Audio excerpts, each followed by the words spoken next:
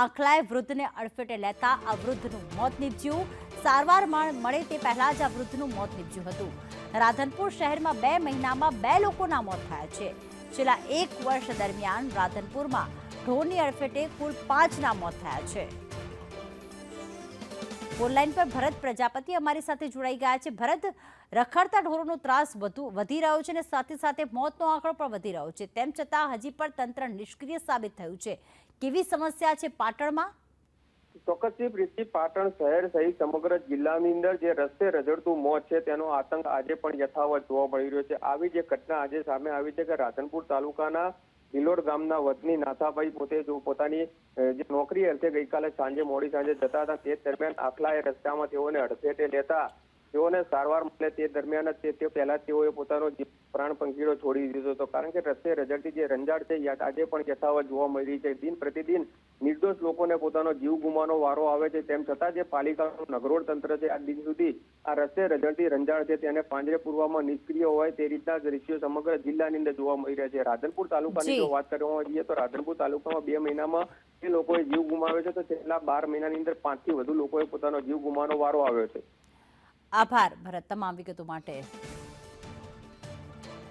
ત્યારે નાથાભાઈ જેમનું મૃત્યુ થયું છે તેમના પુત્ર રવિભાઈ અમારી સાથે જોડાઈ ગયા છે। રવિભાઈ નમસ્કાર, સ્વાગત છે આપનું સંદેશ ન્યૂઝમાં।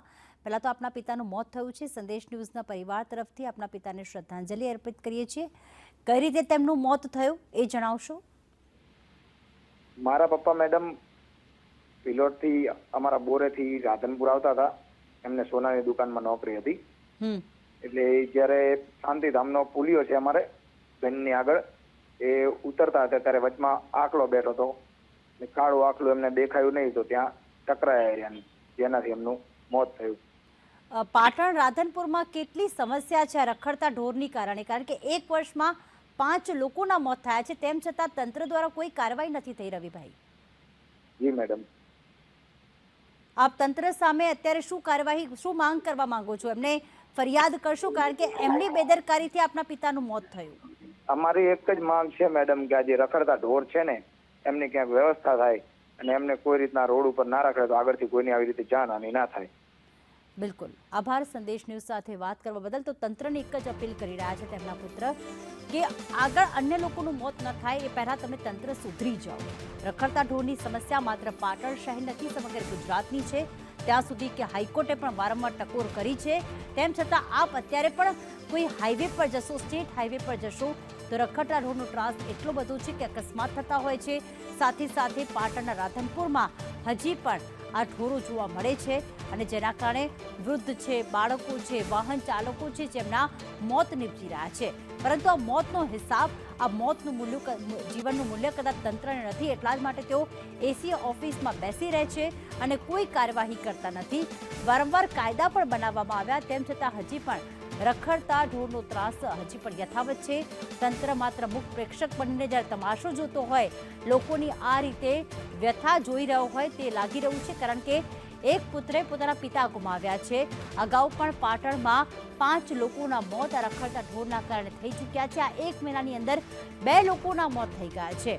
પરંતુ જે ચીફ ઓફિસર છે, કારણ કે પાલિકાના ચીફ ઓફિસરને અમે સંપર્ક કર્યો તો તેઓ એવું કહે છે કે અત્યારે હું મીટિંગમાં છું। ત્યારે શહેર પ્રમુખ અમારી સાથે જોડાઈ ગયા છે કલ્પેશભાઈ। કલ્પેશભાઈ નમસ્કાર, સ્વાગત સંદેશ ન્યૂઝમાં આપનું સ્વાગત।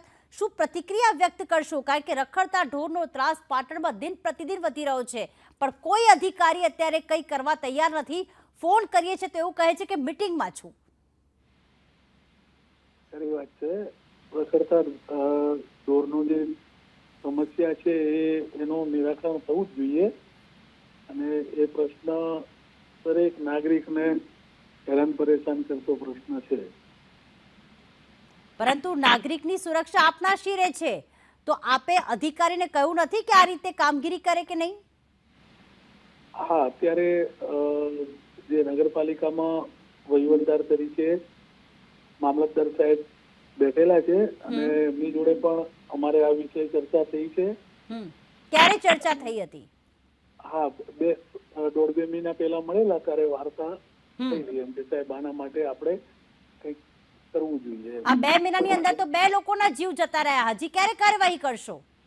આજે તમે કહો છો કે 2 લોકોના જીવ ગયા, એ જાણી શકું કે કઈ જગ્યાએ બનાવ બન્યો? એક રાધનપુરમાં બનાવ બન્યો છે જેમાં રખડતા ઢોર બેઠા હતા, 64 વર્ષના વૃદ્ધ ત્યાંથી પસાર થતા હતા અને તેમનું મૃત્યુ થઈ ગયું છે. એમના પુત્રએ અમારી સાથે અત્યારે વાત કરીને એવું કહી રહ્યા છે કે બીજા કોઈનું મૃત્યુ ન થાય ત્યાં સુધી પહેલા એ કાર્યવાહી કરો, કોઈ નિરાકરણ લાવો આ પ્રશ્નનું.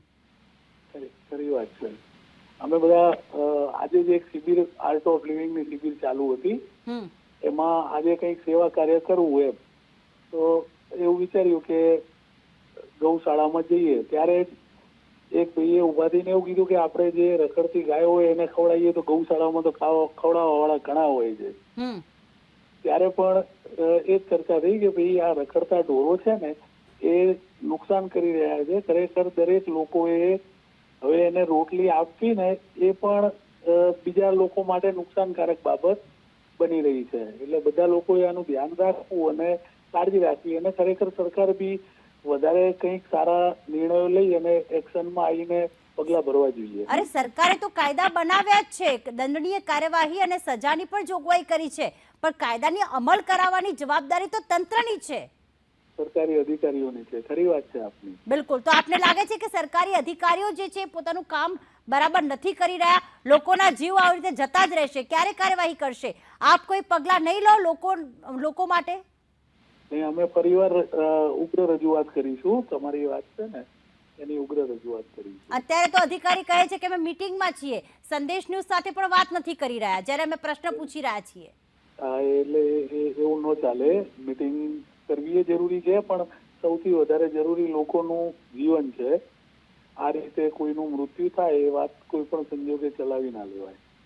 બિલકુલ. આભાર કલ્પેશભાઈ, સંદેશ ન્યૂઝ સાથે વાત કરવા બદલ.